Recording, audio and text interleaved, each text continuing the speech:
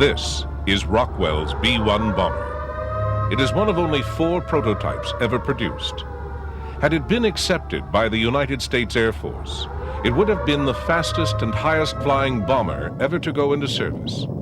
The paradox is that the plane that ultimately did see service, although looking almost identical, flew at half the speed of the B-1, but was much more effective. In many ways, development of the B-1 paralleled development of the very first strategic bomber, the B-17, in that the B-17 also had to deal with an array of problems. The history of the B-17 began when the Army Air Corps circulated a specification for a multi-engine bomber. They probably only expected manufacturers to respond with a twin-engine design, but the Boeing company, showing what was to be characteristic foresight, offered a 4-engine plane.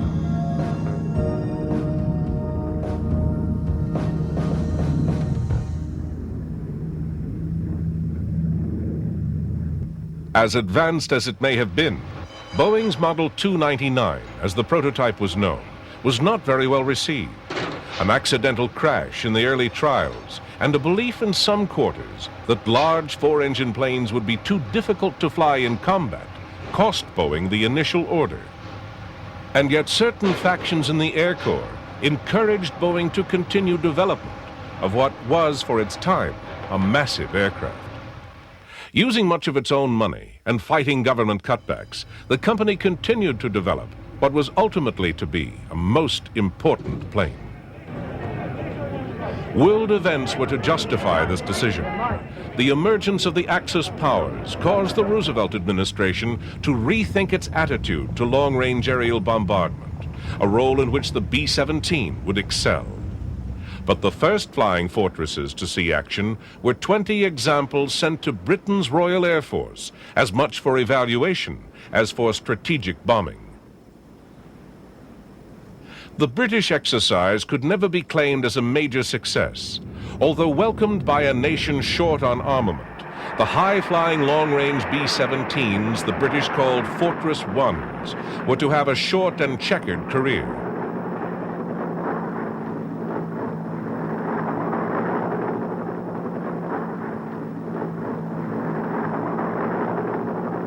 By flying at 30,000 feet, RAF crews had hoped to evade German fighters. But the high altitude did not deter the Germans, and the limited defensive firepower of the B-17s proved inadequate against the Luftwaffe.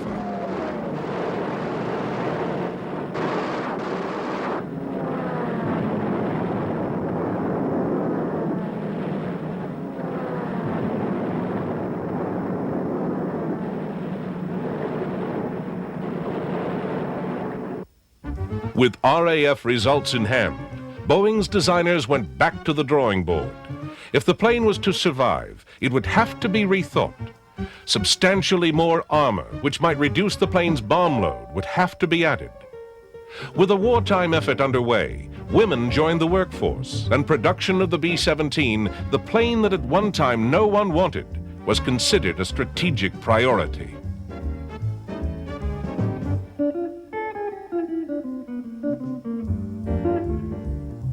Another major modification to the second-generation Flying Fortress was the completely redesigned tail fin, which remedied the stability problems of earlier models. But the major improvement was to defensive firepower.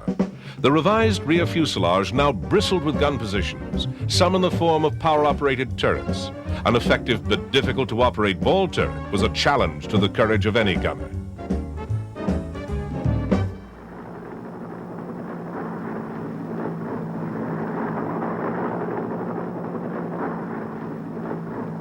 Bombing by day, B-17s over Europe would continue to suffer heavy losses. It was only the later addition of the escort fighter that radically reduced the toll.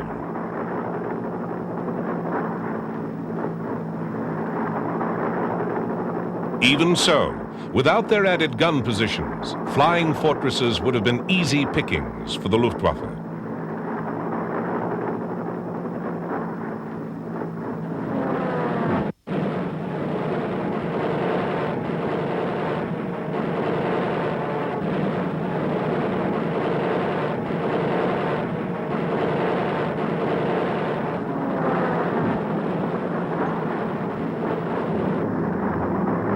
Despite the high cost in lives, there is little doubt that the theory of strategic bombing was well proved, disrupting German industry and slowing down the Nazi war machine. It was an effective but very expensive way of waging war.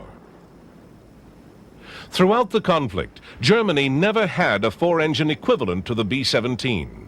But its scientists did produce a novel and potentially very effective weapon that risked very few German lives and caused considerable panic to its opponents. Powered by an air-breathing pulse jet engine, the V-1 was the forerunner of a new generation of weaponry.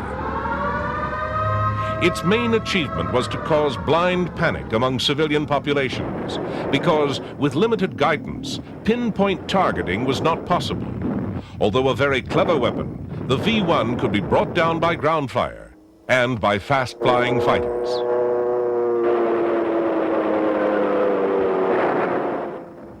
But there was no defense for Hitler's second vengeance weapon, the V-2 ballistic missile, a brilliant and sinister product of the von Braun team, which brought the technique of aerial bombardment to a totally new level, one unforeseen by any of the Allies.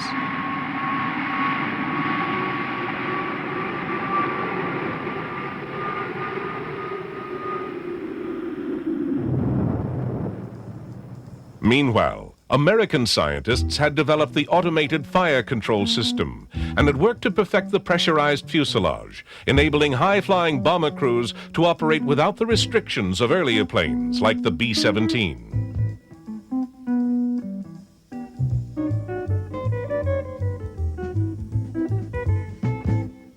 Their philosophy was to perfect existing technology that could quickly be mass-produced.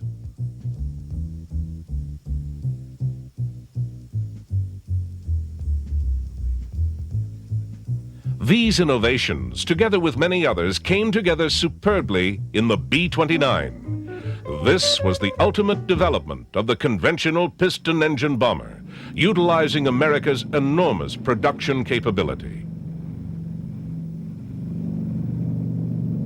But B-29s were never used in Europe. Their principal target was Japan.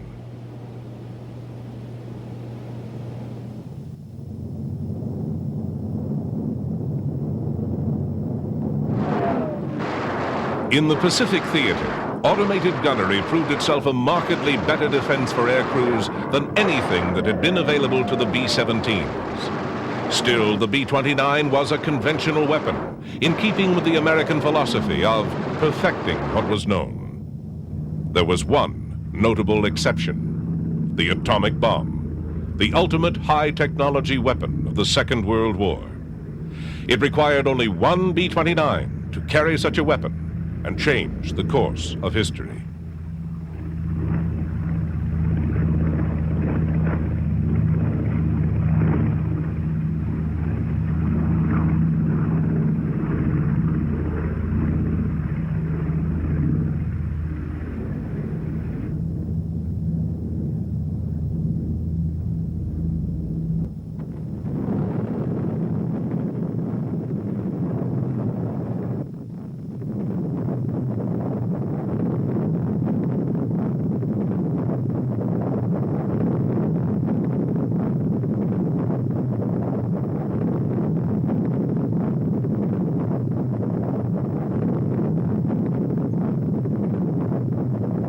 Humanity had lost its innocence. Given the enormous destructive power demonstrated throughout the war by heavy Allied bombers, culminating in the awesome destruction of the atomic blasts, there can be no doubt that by the end of the war, the long-range heavy bomber had become the era's most important weapon, or at least the means of delivering it. Nevertheless, there was also great interest in captured German V-weapons. Shipped back to the United States, V-2s in particular were tested by American scientists, although their limited range suggested their usefulness might not be great. But a more serious challenge to the dominance of the long-range bomber was also emerging. Even as early as 1946, the proposed Snark intercontinental missile offered an extremely useful range of over 5,000 miles. Although not to be operational until the early 50s, this extensive redevelopment of the V-1 concept was to be a major success. Still, delivery of atomic weapons in the late 1940s was exclusively assigned to the traditional long-range heavy bomber, and the B-36 assumed the role as the first truly intercontinental bomber.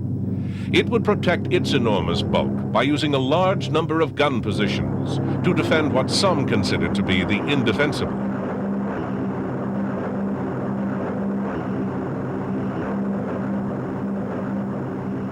Sometimes referred to as the Big Stick or the Peacemaker, the B-36 used a combination of piston and jet power to extend the American Strategic Air Command's reach to any potential target.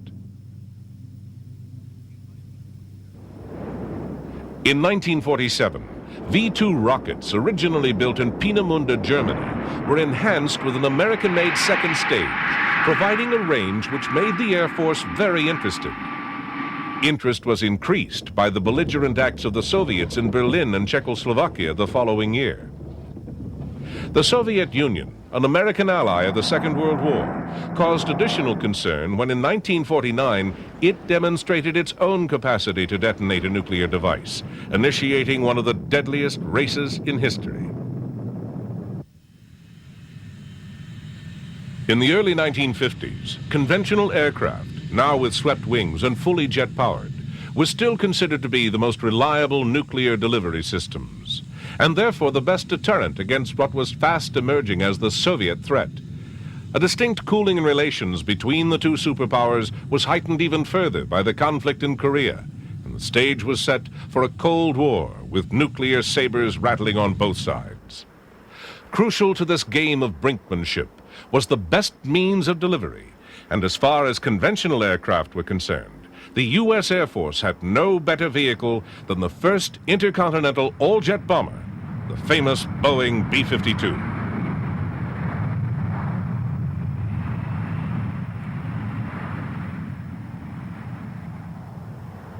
The already considerable range of the B-52 was enhanced by enormous auxiliary fuel tanks, which could be jettisoned after use, giving the aircraft maximum improved aerodynamics. The best means for delivery of atomic weapons, the B-52 was also the logical, if not only choice, for the scientific development of the new and still more lethal hydrogen bomb. Here, at a high-security base in the Pacific, technicians install a new generation nuclear device, similar in size to the A-bomb which devastated Hiroshima, but more than 100 times more powerful.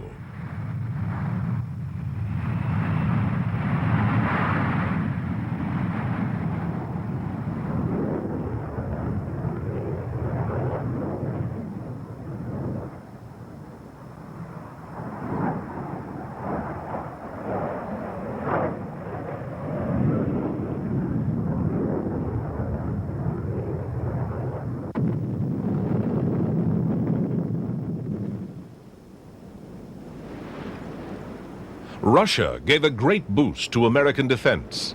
Right from the onset of the Cold War, American research had borrowed from the achievements of Peenemünde and White Sands.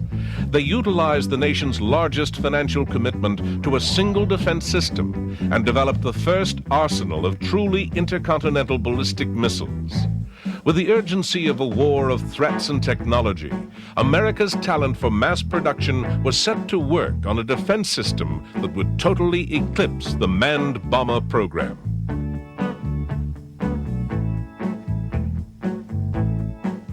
From this stage on, intercontinental ballistic missiles became the prime means of delivering America's nuclear deterrence.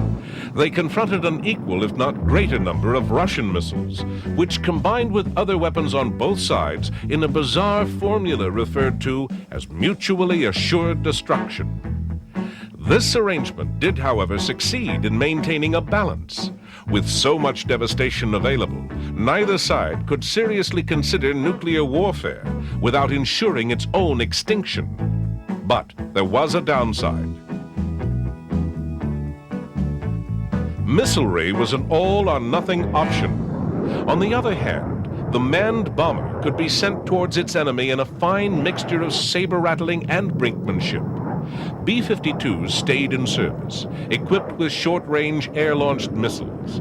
They could be released at a safe distance from the target.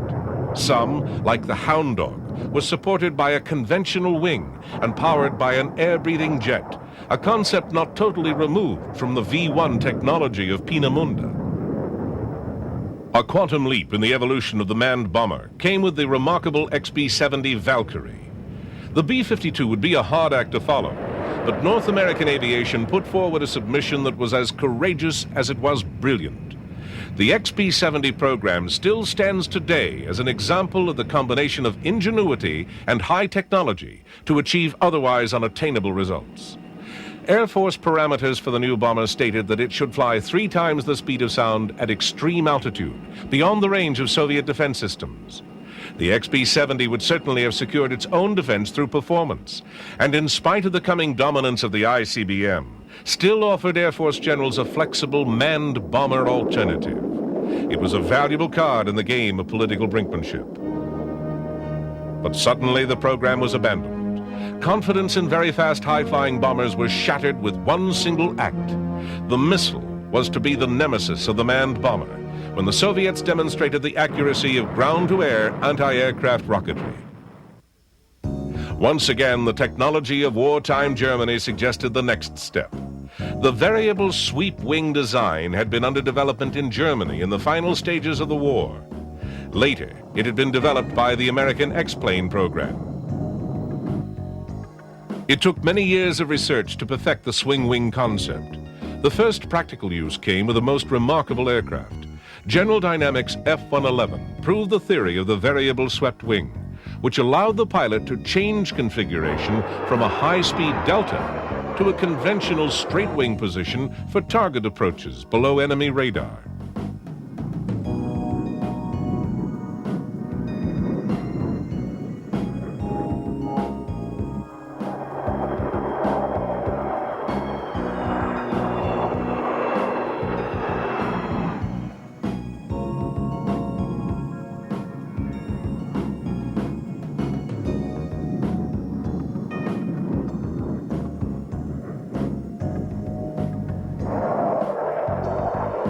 Essential to the success of low flying was the development of terrain-following radar.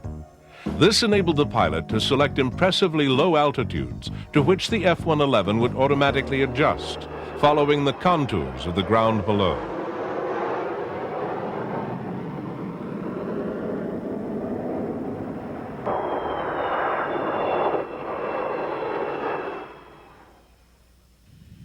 But although the F-111 proved the effectiveness of flying undetected under enemy radar, it was not a heavy bomber. Perhaps the same technology could be developed on a larger scale. The Air Force's request for proposal released in 1969 asked, among other things, for low-altitude ride control and nuclear hardness, the ability of the aircraft's electronic system to resist the effects of a nuclear explosion. Again, the North American company took the lead. Now, under its new banner, Rockwell, it put forward a concept that embraced all the latest innovations, including swing wing technology, but in the proportions of a long-range heavy bomber. To prove the concept, an exhaustive wind tunnel program tested the shape, proportions, and function of Rockwell's proposed swing wing penetrator. In miniature, every flight characteristic and operational idiosyncrasy of what was to be the B-1 project underwent the closest scrutiny.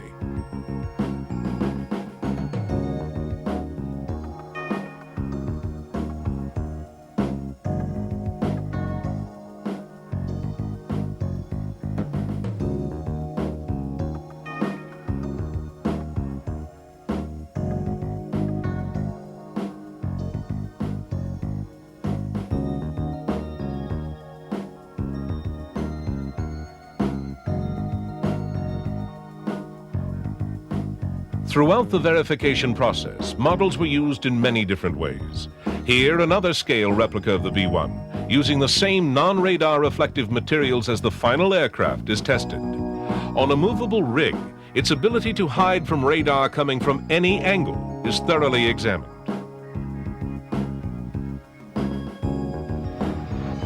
The biggest and most impressive model in this process was the final full-scale mock-up.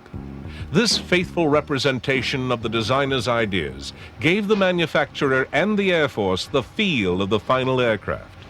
In those years before computer technology made it unnecessary, the mock-up gave the last opportunity to explore the practicality of the concept before committing to the expense of production. Even details like hinge doors and access panels are faithfully modeled so that ground and flight crews alike can assess almost every physical detail of the finished aircraft. A variety of model weapon loads, both outside the aircraft and inside the bomb bays, look absolutely convincing and provide the closest possible insight to the real thing.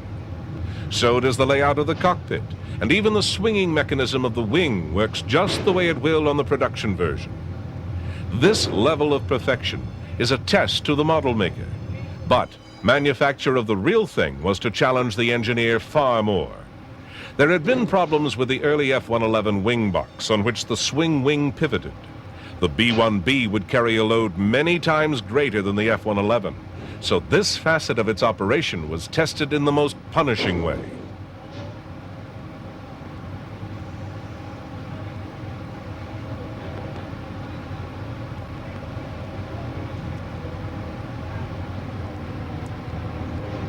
As always with United States military aircraft, the greatest consideration was placed on the service's most indispensable asset. The preservation of aircrew was a major priority, and with the B-1 project, it would prove a substantial challenge.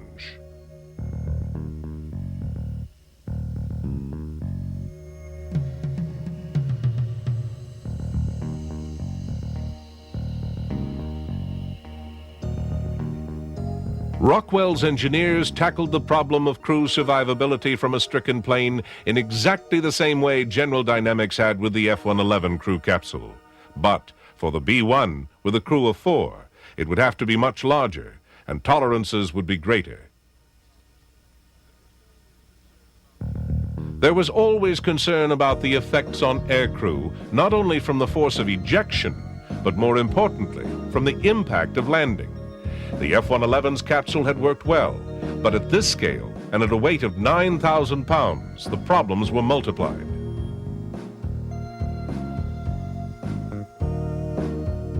There was a real danger of spinal damage to crews on impact, so rapid action airbags were developed to cushion the effect of the module as it hit the ground. Because of the nature of the B-1's mission, the airbags would have to work on land and water.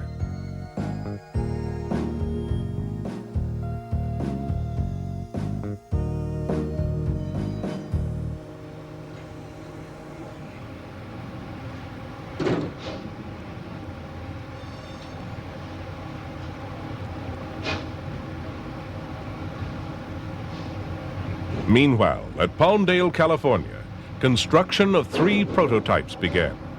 The B-1 project was now underway, even if its long-term future was far from certain. Funding, as in most major defense projects, was to be a continuing problem.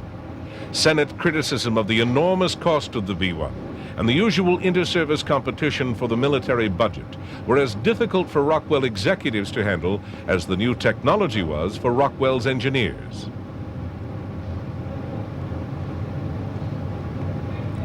Here, the dedicated test rig is used to assess tolerance to stress, to prove the integrity of the B-1's basic design. That integrity would have to be confirmed before any plane with the performance expectations of the B-1 could be allowed to fly in service. Eventually, after years of gestation and months of production, the first B-1 was displayed to the public on October 26, 1974. Its sleek lines were emphasized by its glossy white finish. At the time, it was the largest swing-wing aircraft in the world. The first B-1, serial number 74-0158, rolled down the Palmdale runway on December 23, 1974, for its maiden flight. Originally, plans called for 5 flying prototypes and 2 for structural testing, but because of cuts in the program, only 3 planes were ordered. The second and third of these were not to be available for flight testing for over a year. So on the first flight of the first plane, more than usual precautions were taken. Without a ready replacement, loss of this prototype could cause the whole program to collapse. Little surprise then that the first short flight to Edwards should be accomplished with wheels down. Nor was any attempt made to alter the position of the enormous swinging wings. But the two-man crew did adjust the jet exhaust system. This complicated arrangement is sometimes referred to as the turkey feathers for obvious reasons. To control the final stages of up to 30,000 pounds of thrust with full afterburner is a difficult but vital function.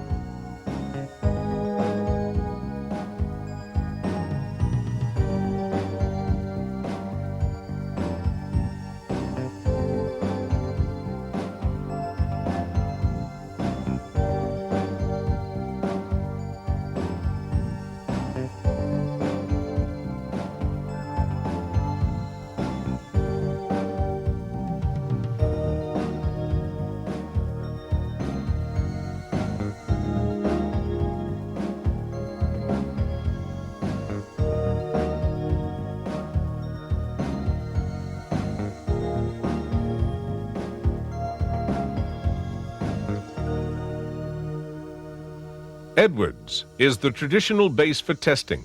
Once called Muroc, this Air Force facility has been the home of many major test programs. Here, from the dry Californian desert, the first B-1, with the hopes of Rockwell and the Air Force in the balance, would undergo the most thorough flight testing. All the while, its detractors looked for the slightest flaw to capitalize on. Already there had been problems with cost overruns. These had been added to by the government decision to produce fewer test planes, substantially increasing the unit cost. Also, the decision to stretch the early delivery schedule created problems with the aircraft's 3,000 subcontractors. Logistics must have been a nightmare. Although the first short flight of the B-1 was a totally successful exercise, its future was still far from secure. And much of the real flak the program was to encounter had little to do with the plane's performance. Rather, the arguments were of need, philosophy, and politics. Did the Air Force really require a new bomber? How valuable was a recallable manned deterrent? Genuinely informed assessments of whether the B-1 might be able to achieve its mission requirements were less easy to find. And against this backdrop of uncertainty, engineers and test pilots would have to prove Rockwell's super bomber.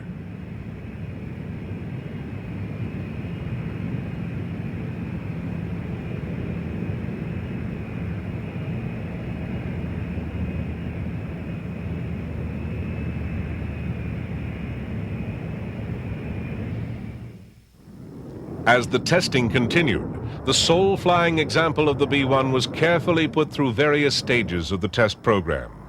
Soon, the enormously powerful and complex landing gear was to be retracted and extended. Years earlier, when Rockwell was still called North American, and it was testing the XB-70 Valkyrie on its first prototype mission, the gear failed to retract properly.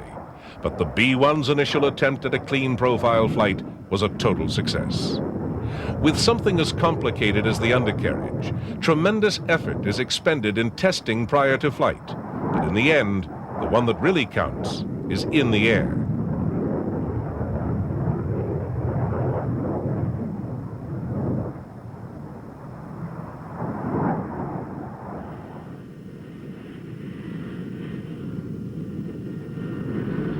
Throughout 1975, Rockwell's single-flying B-1 ran a gauntlet of tests, including the crucial wing sweep function from straight wing to delta shape.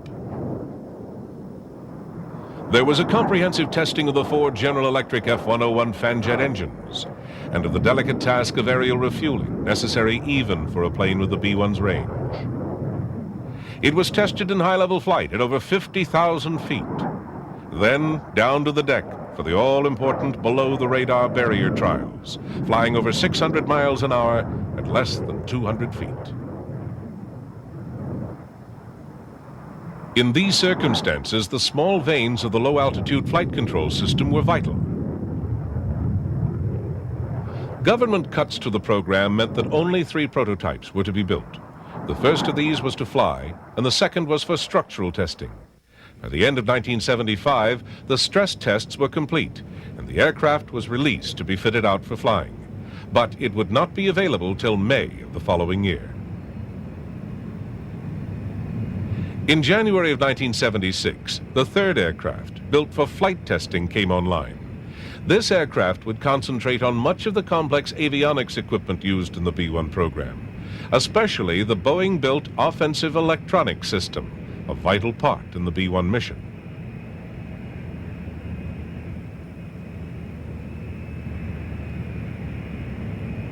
Inside the cockpit of these prototypes, a complicated array of dials and meters surrounds the cathode ray tubes.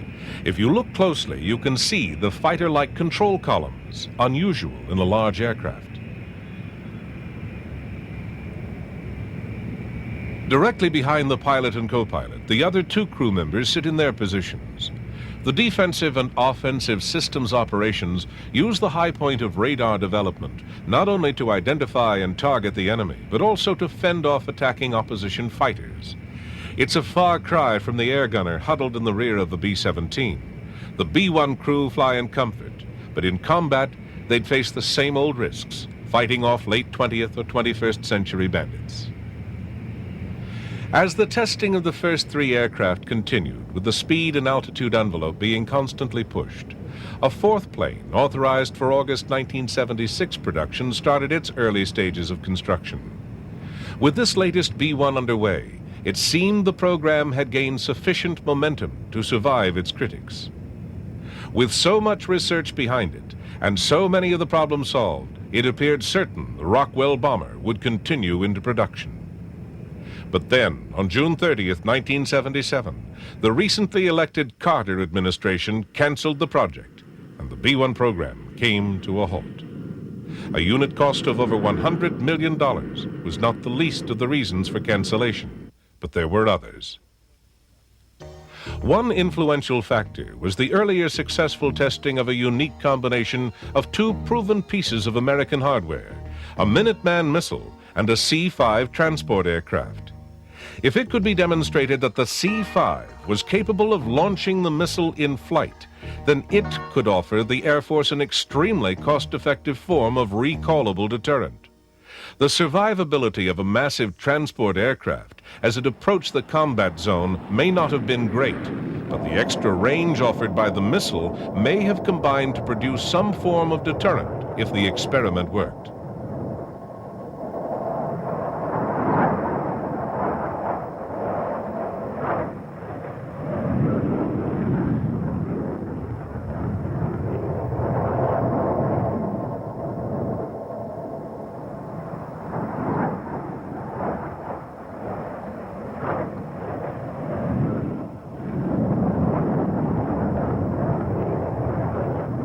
Although it was not to be adopted as a complete system, the air launching of an ICBM was nevertheless a spectacular achievement.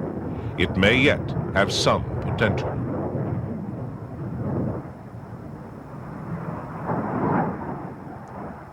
A much more concrete threat to the B-1 came in the form of the Air-Launched Cruise Missile, or ALCM.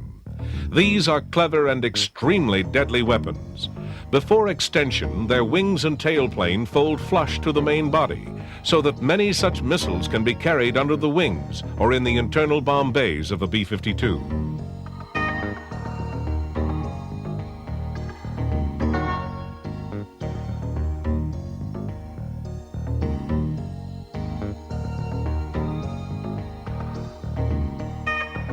The ALCM program, which was quickly implemented by the Carter administration, gave the aging B-52s a new lease on life as a suitable delivery system. The cruise missile uses small air-breathing jet engines, and with their extended wings and subsonic speed, obviously owe something to the original cruise missile, the German V-1 of World War II.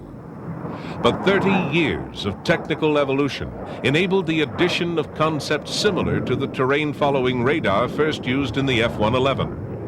This produced a weapon that was at the same time economical and effective, and considerably extended the range and survivability of the B-52.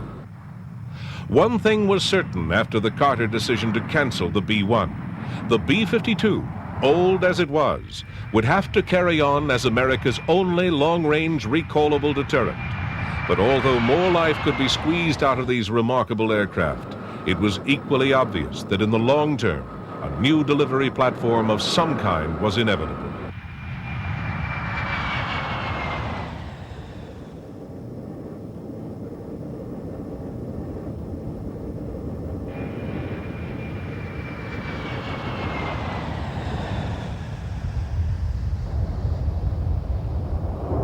Even with the support of dedicated bomber versions of the F-111 and the ALCMs, the hitting power of America's strategic air force was starting to wane. In spite of the discussed conversion of transport aircraft to carry cruise missiles, it had been known for many years that survivability over or even close to enemy airspace required specialized aircraft, and a missile-carrying transport would be limited to a type of delivery far less challenging than the Air Force would expect from a B-52 replacement. Clearly, a long-range penetrator was needed.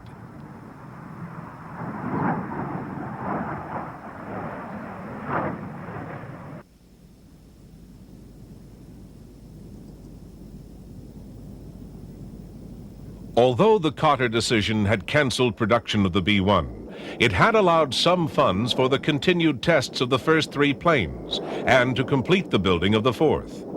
It was with these 4 aircraft that Rockwell started to resurrect the program. But much time had passed since the cancellation, and if the swing-wing bomber was ever to reach production, it would be vastly different from the original concept. In some ways, time had worked in the plane's favor. New ideas were now becoming available, and with flying test vehicles on hand, their qualities could be quickly verified.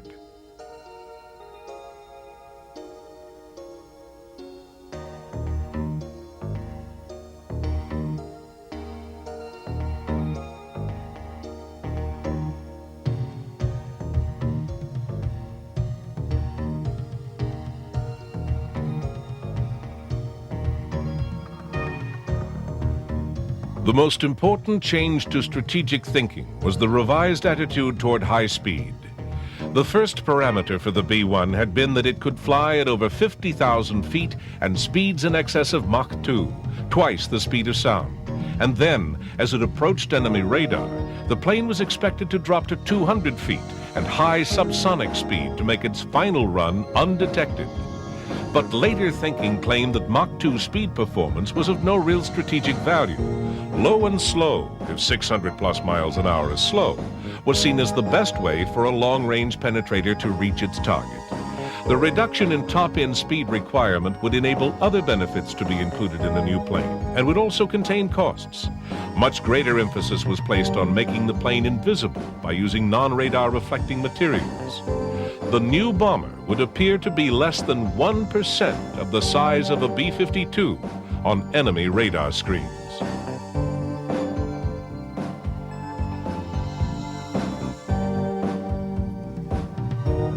In-flight refueling for optimum range was given even greater priority, as there had been unfounded criticism of the early plane's results at low level. A major change was implemented for crew survival by deleting the crew ejection module, which had never been perfected, in favor of conventional ejection seats, quite suitable for the slower flying version.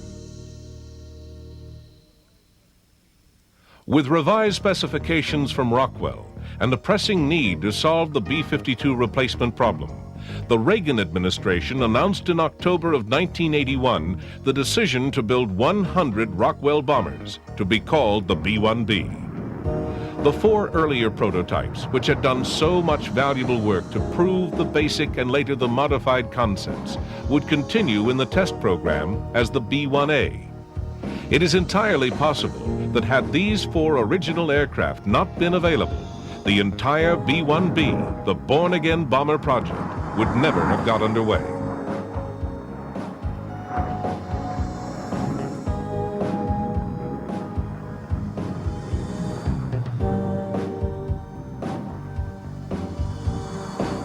The B-1B was to have many new features, including a modified and vastly improved bomb bay. These cavernous areas can now be adjusted to accommodate different weapons loads and fuel requirements.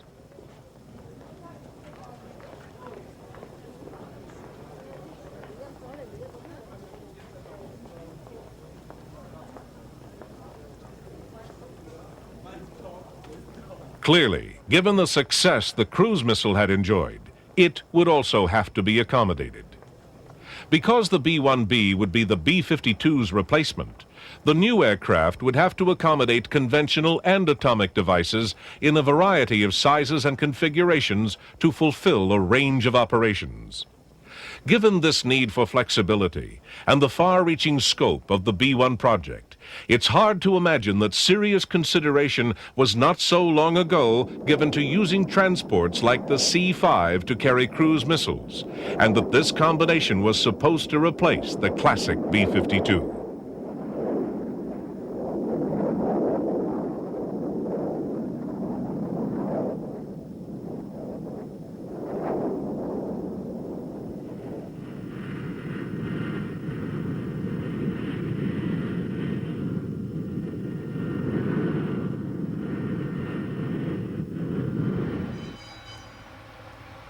As the B-1A continued to prove the new performance specifications, work on the B-1Bs was well underway at Palmdale. The total cost of 100 B-1Bs was to be $20 billion, or over $200 million a plane. But with the lesson learned from the disruption of the earlier program, at least the B model was certain of completion, and this meant, in the long term, the best value for the money.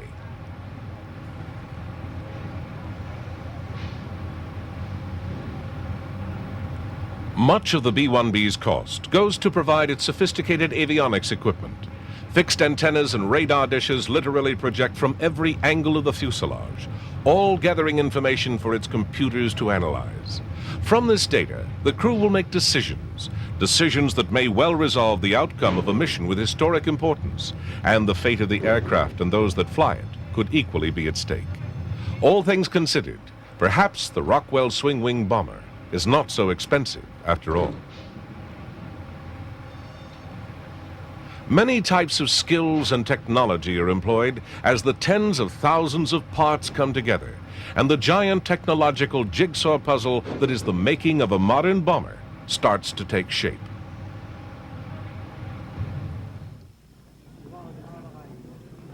By the middle of 1983, the first B-1B production model was ready to make its public debut, looking so very much like its predecessor. The new planes are hard to distinguish from those which first appeared almost a decade earlier. Modified air intakes and a small window for the radar operators are subtle but effective clues for the untrained eye.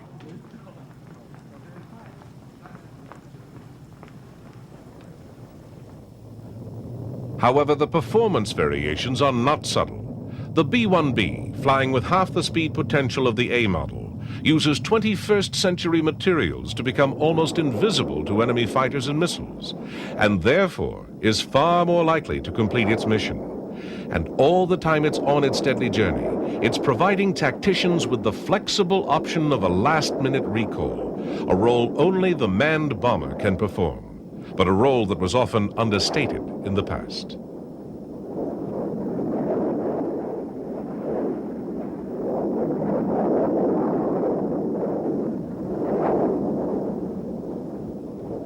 Having survived against competition that started with such crude weapons as the V-1 flying bomb, and later evolved into the sophisticated and extremely deadly cruise missiles that would be carried by aging B-52s, and having been eclipsed by the development of ballistic missiles, which began with the German V-2 rockets, and over time developed into the powerful intercontinental ballistic missiles that completely dominated the topic of nuclear delivery for over 30 years.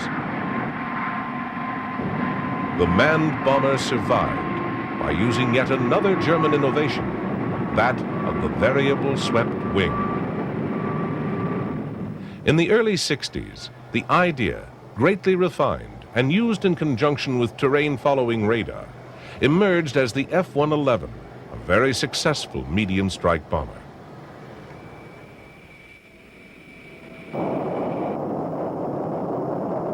And in the early 70s, the concept was further developed into the B-1, the ultimate high-speed, long-range manned bomber. But it was to take another 10 years and the arrival of still more advanced construction materials and another generation of avionics before the later model, the B-1B, was to reach service.